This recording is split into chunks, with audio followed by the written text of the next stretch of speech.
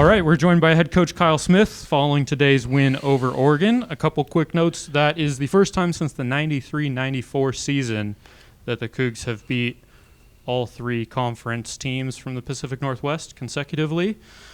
So good note there. We'll let Coach give an opening statement, and then we'll take questions.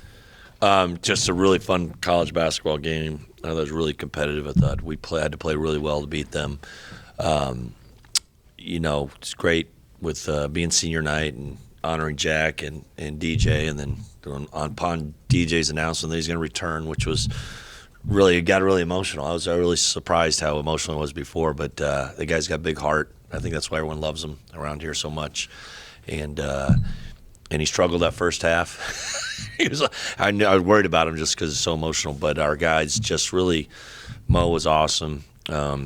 We only turned the ball over 6 times against them, pressuring and changing. Really played man most of the way, but got up 10. They made a run at us. They got ahead of us, and we persevered and tough enough to make some plays, and that's a good sign of growth for this team.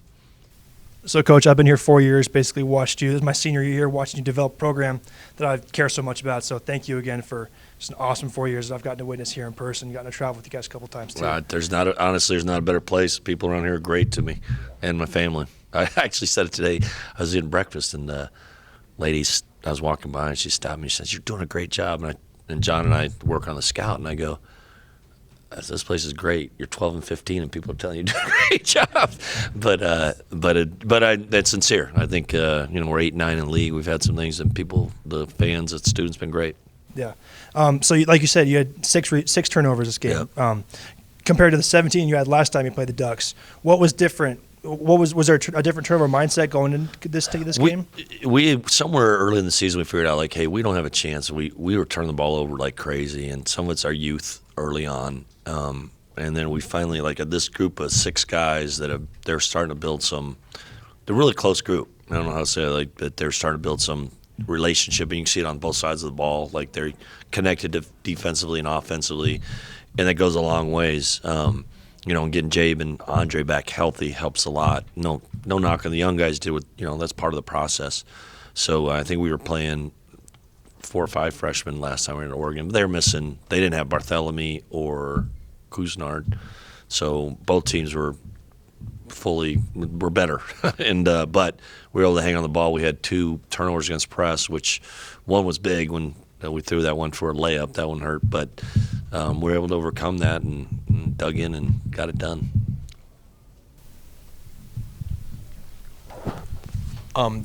Just as a team, can you sense that the guys feel more comfortable? You played obviously a lot of close games this year, but just in those moments, as far as their poise late, can you tell that they've 100%. I said it in the locker room to my biggest regret this season is, like, that lead was slipping away against UCLA at home, and Justin didn't play well in the Christmas tournament, and he'd been struggling and played okay against UCLA, and he turned one over.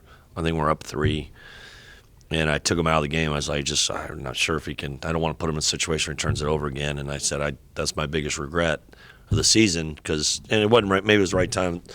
But tonight he hit a big 3, somewhere in the second half that I can't remember what it did, but it was a big shot. Every shot was. And then he took another little floater that he kind of short-armed and, like, looked a little nervous. It wasn't close to going in, but then he took the next drive. He made that big layup. So it's like, got confidence that he's trying to make the right plays, and it's just neat to see kids grow up and see the way he's just a really responsible guy and wants to please. He's kind of a pleaser, and to see him do that and fight through it, and that's pretty neat. Did you kind of assess that last defensive possession? What did you guys kind of discuss going into it? We said, hey, we got 3 fouls to give, and said, look, so we can burn some clock, foul him on the floor. And I said, even the third one, I said we should. We should. I don't know if it got communicated well. They missed, thank goodness. Wasn't even close. But I felt pretty good with 10 seconds and having 3 fouls to give, and it's tough. And Bamba got that deflection, too, in the possession. They tried to just come down and, take a shot, and our defense, we were tough. It was good. Can you walk us through your reaction right when DJ said he's announced he's coming back? We saw I wasn't sure, to be honest, and we talked about it, and it was a neat deal because, a think there was an article on Coug Fan about a month ago, and it's kind of like he said he didn't know what he's doing. I said, well, now that that's been discussed, I said, well, I don't want to have this hanging over our head. I said, be an awesome deal. Here's why you should do it. I told him this. I said, you don't owe us anything. You've given us 4 great years. You're going to graduate. Everyone loves you. But if you want to come back, we'd love to have you. And I said, I think it'd be an awesome thing if you really want to do this. You make that announcement. Just let me know by senior night. And here's the deal. If you say you're in, it's great. We're good. We're golden. If you don't say anything, it's great. We celebrate it. But I'm going to keep moving forward. And we got to replace you. But you're always welcome to circle back if you change your mind. So there wasn't a lot of pressure, but I'm just glad and I think his mom, who's been awesome this whole process, and she grew up in Washington, and she's really proud, and obviously she's done an unbelievable job with her 2 kids, Trinity, and she was playing in the national team today. I was watching her before the game, and that's pretty neat, and just really excited, and he did it, and I think she said it was stressing him out. I said, well, yeah, I'm stressed out. I want to go through the spring knowing who's coming, who's going. But if he wants to stay, let's celebrate that thing. And it's important for him he wants to be captain. I said, easy. He's Captain Roddy, and he wants to do what you guys do, or maybe go into broadcasting after he's done playing. We'll see where that goes. But I said I'll put a lot of heat on Bill Stevens. Is going to have to come through and get him a lot of internships and get it going. Last game against Oregon, they had a couple big guys that were missing. So I imagine coming to this game, the game plan looked a little different. What were the changes, specifically offensively, coming into this one? For us or for them offensively?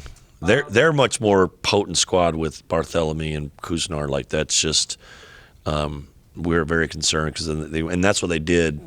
They created more possessions in the game. They started driving us, and those 3 guards were really hard to guard. Plus, you got Dante on the boards and Biddle. So was going to zone helped us in a big way. We stopped them from driving there, and then zone didn't help us so much because we couldn't get a rebound out of the zone, and they banged a couple of those threes off offensive boards. But I think it kept us out of foul trouble, shortened the game time-wise, and that was kind of the approach. Hey, if they're going to drive us, put us in the basket, it could be tough, and they were doing that for that stretch. But our zone it's kind of the bend no break. Our zone is we go to zone. It's like the prevent defense. Just see if the clock will run. Give us a chance. Jack subbed in for 1 minute in the first half, which was kind of unexpected. To see him walking out there. He made a good defensive play, but what did you feel was why did he come in there? He came in because we rest Mo 1 minute a game whether we want to or not. No, I'm kidding. We just wanted to. Mo's value, but I think they're so big and physical, and Dante and it's crazy. I have a great confidence in Jack being able to do it, but Mo's just so good. It's hard to take him out. He did a great job, and he's been really good. And I actually saw a picture of him the last Oregon game sitting on the bench, and he's probably lost 25 pounds. Just he's a worker, and he wants to keep playing. And there's a lot more season left, and who are we playing? There'll be some opportunities for him again. I just know Mo's been smart enough to stay out of foul trouble. It's been great. But when he does, we need to have someone. Drame's his hand's been hurt, and when it's those physical bruisers, Jack he'll scare you just walking in the game, checking the game. Strong guy. And about Adrame, is there any timeline on? I know we won't rush him back till he's the trainer says 100%. I think it's like a hand bruise and there's some tendon stuff, but hopefully I think he'll be all right, but I wouldn't imagine he'll be back at some point. Then last game against Oregon, I think I know Andre was out. Yeah. But what did you feel like he was bringing tonight, even if the shots weren't necessarily falling? He's just a confident guy now. Even though he didn't shoot the ball well, he's just going to keep competing both sides of the ball. A lot of young guys will hang their head, when they don't do well, and that was kind of him as a freshman and sophomore. But he cares so much, and it's neat to see. And then Jay was outstanding tonight, and it was great to see Jay.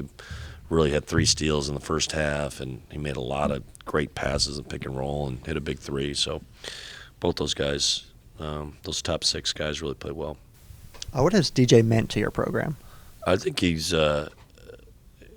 just he's a humble guy. He really jives well with what we want to be about. He's not an attention seeker, which is obviously ironic because everyone knows his dad, and he's totally his own man. And he's just been a great teammate. He's been able to take on any role, whether it's starter, whether it's coming on the bench. I always said like he could play 30 minutes one game and 6 the next, and he never wrinkled his nose. When this year's he asserted himself, he's like, "Hey, coach, I'm pretty good." I said, "Yeah, you know what? You're right." He's been playing 30 minutes a game, and just kind of people you want to have in your program. It's a neat story. I mean, it's, like I said, his mom's from up here, and obviously he's lived a different childhood than most. But to grow up in Huntington Beach and then come here and embrace Pullman and want to do another year, it's awesome. He's great. Meant a lot. Awesome.